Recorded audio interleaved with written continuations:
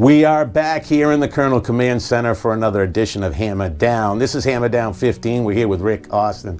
Rick, let's talk about some of the best drivers you've raced against all around the state. Let's go through some of these names and figure out why they're so good. Who's one of the best drivers you race against on a weekly basis? Well, one of the best drivers would be the Thunder 4 champion, Shane Weber. He and I have run door to door a few times, and he's always seemed to pull it off against me. So Shane's definitely been good competition. Both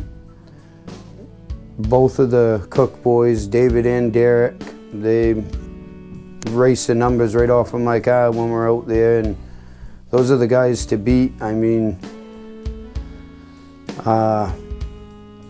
that's at Wiscasset, and then you have the Audettes, all of the Audettes. Those guys are always running up front with them. I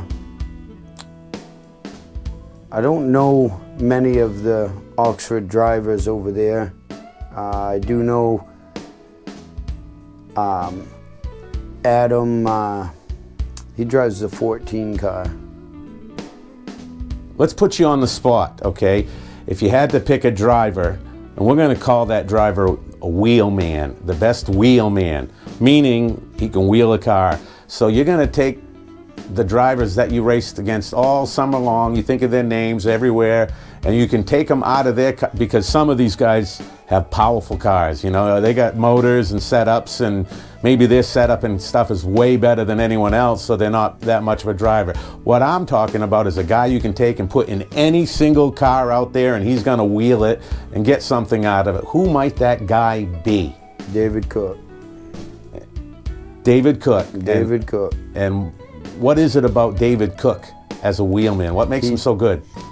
He's got the experience. He's not intimidated by running a car that nobody else runs. He knows a lot of the tracks inside and out, and he's definitely on his game when he goes down there. David Cook is hands down probably the wheelman that you could put in any car, and he could compete with it. Who's another wheelman that possibly could fit in that mold? His brother, Derek. Well, that was pretty easy, right? Yeah, the Cook boys, I got to give it to them both. They're pretty good. And there's rivalry in that family, isn't there? Like out on the track, you know, they may be brothers, but they're not afraid to rub each other. They're racing. And Derek is actually a part of our race team.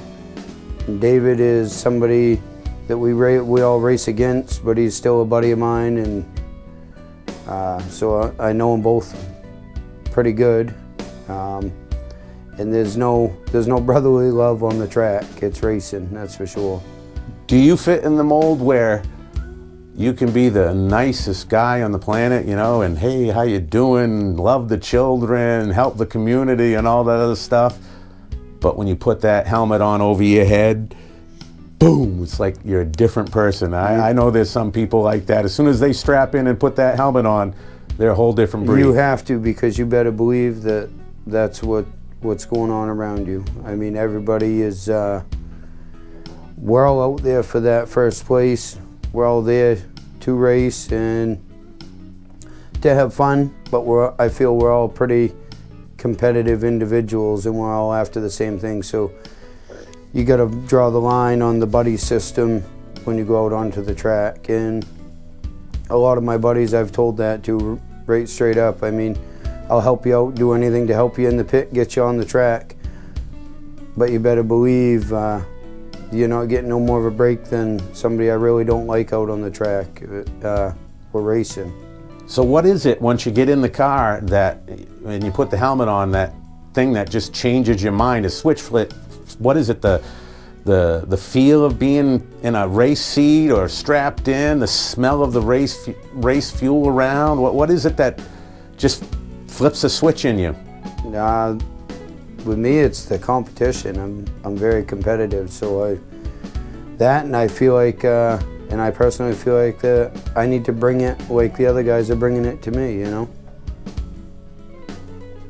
Now, when you watch a race and someone just totally blows everyone away, are you happy for that person, or you like, I don't know, you'd say some of the people in the stands, he's got to be cheating. Do you think you're like, when someone's spanking you, because some people don't do a lot of work on their car, so, you know, if they get spanked, it's because they didn't do a lot of work. But if you're that guy doing a lot of work on your car and you still got spanked, are you thinking, you cheating bastard?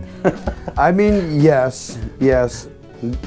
There's always the thought of somebody running illegal stuff or whatever, and then you got to think also, if it's a car that doesn't run up front weekly, the sun does shine on a dog's ass every once in a while, you know. That guy might be having a good night, but the consistent winner every night that comes from the back and passes everybody like they're sitting still, there's probably a little something more under the hood than the rest of them. So when you have that feeling that there's something else under the hood, and you're a 4th or 5th place car and you're parked right outside of Tech, and you watch these cars come in and you're thinking, yeah, you bastard, you're gonna get it. I'm waiting right here. And they send him through and away he goes. Are you just thinking, Jesus, man, wow, what's going on here? What do I gotta do? Yeah, very much. It very much so happens. Seen it a lot. And just the only thing you can do, I mean, the old saying is, if you can't beat them, join them. But then if you're not in with the tech, or not as lucky as that guy, you're gonna get disqualified. So I feel if you can pull off a couple wins with a legal car against some guys that feel they need to do that, then it makes you that much better of a driver. So, I mean, everybody can go out and build a big motor and put a lot of money into a car.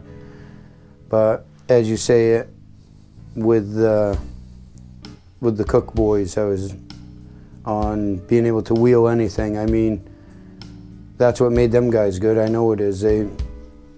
They always race with what they had, and now they know their way around the track pretty damn good, you know? In your class of car, what would you put for a price tag on it, like all other sports, a salary cap? Where is the cap on that car to keep that class competitive? Well, the car that I just wrecked, we had about $6,000 in it. That was getting the initial safety equipment and getting the car, so it was a top 5 car. So I mean, in all reality, they say the Thunder 4 class is a beginner's class. The competition level in the past year or so has definitely stepped up in the Thunder 4, so I would say there would be like a $8,000 to $10,000 cap on the cars. That's safety equipment. That's getting your car so it can compete. Getting any necessary adjustable suspension parts you need. You got to have all that. You can't be running an enduro car in a Thunder 4 class and think you're going to compete because you're racing with cars that have brand new everything. Their control arms are brand new. Their bushings ain't slopped out. That all makes a difference in the car. If you could do anything to the Thunder 4 class to make it cheaper, what would you do for like rules or something? What would you say, set these cars back to this or something that could bring a lot of the cost of the car down? What could you possibly do? And something that guys would follow? Well, that's a tough question. I would say it might cost a little bit of money in the beginning, but everybody have a dyno sheet where your motor can exceed a certain horsepower and go from there, you know, just regulate them at, you guys are allowed 200 horsepower and that's it. If it's 205, well, you gotta take something off. I mean, like I say, it would cost a little bit in the beginning for everybody to get their cars dynoed to be able to be approved for the class. But throughout the year, you're not going to get beat by the guy who's got 230 horse Honda versus, you know, and you're out there getting beat with a 140 horse Mitsubishi Eclipse, we'll say. You got 140 horse in that? Yeah. Same as the 240. Unreal. Is your geometry the same as those Hondas? Like the width of the car and? No, that's a very good. That's one thing that I very strongly think needs to be changed in the Thunder 4 class is the width rule. We're trying to broaden the horizon with other vehicles that you could race in the Thunder 4 class. The Mitsubishi Eclipse is a perfect example. The width of the car with racing wheels exceeds the track width rule. See, we're allowed from center of the tire to center of the tire, we're allowed 61 inches, I believe. And center of the tire to center of the tire on the Mitsubishi Eclipse with the race wheels is 63 inches. So the class was designed around Hondas, which is a narrow car. Tell me about that. So then you get a bigger car. I mean, that Honda's got the offsets on it to enhance its handling, but just because the other car is factory built wider, it can't get that enhancement on either side. I know when we rode a Nissan 240 in the Thunder class, and they looked at our wheels, because like you said, you were allowed to be so wide, and with the race wheels, the offsets, it put us at that width, or the right width. But they gave us a pass, you know, said you need to take, you know, change and all that. But it's like, geometry should be the same for all the cars, right? You know, if he can be that wide, why can't I be that wide? And you know what the tech guy told me? This was years ago, so I don't know his name. So it's no one.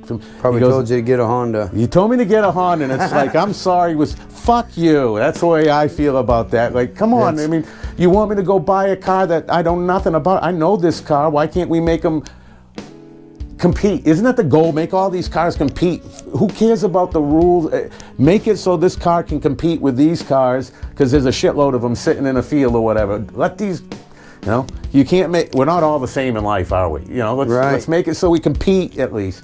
If they're kicking your ass, well, then limit them. But if they can't compete with you, who cares how wide they are?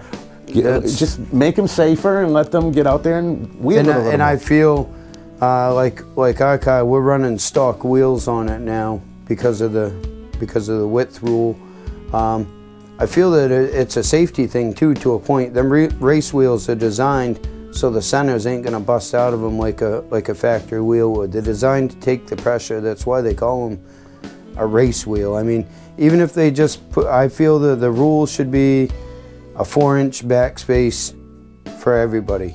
That leaves everybody's going to have the same enhancement with the wheels, because that's what the wheel you'd have to run. You know what I'm saying? Is it cheaper to get race wheels and make the car stable to go fast around a corner, or to buy horsepower? I'm a firm believer in handling over horsepower. If you can get that car to roll through the corner, you can take a low horsepower car and win with it. Financially, though, what would you rather do? Buy a couple, you know, set of wheels, the right offsets, and be safer, or you know, or would you have to buy a big engine so that, not big engine, just the head work, so that you can compete with the big boys? Well, the handling part would be a little bit cheaper. The race wheels would be cheaper to make it so you could handle and maybe compete. But let's face it, I'm a racer. I like power, so I mean, I'd definitely be after the power. You raced the outside groove, you said, correct? Yes. Now, are you able to? With my son in the 240, could ride the outside, and he just keeps it wound up. You know, you could just keep it wound right up and like a dirt track, going faster on the outside. Is that how you are? Is that how it is? That's the way it was with the car that I wrecked. Our new car, not so much. I haven't really figured it out yet. The new car is kind of works against me because it's strictly an inside car. It does not like the outside right now. That's work in progress. Well, there's a night with Rick Austin. We'll be back in a little bit. Hang on, folks. Stay tuned.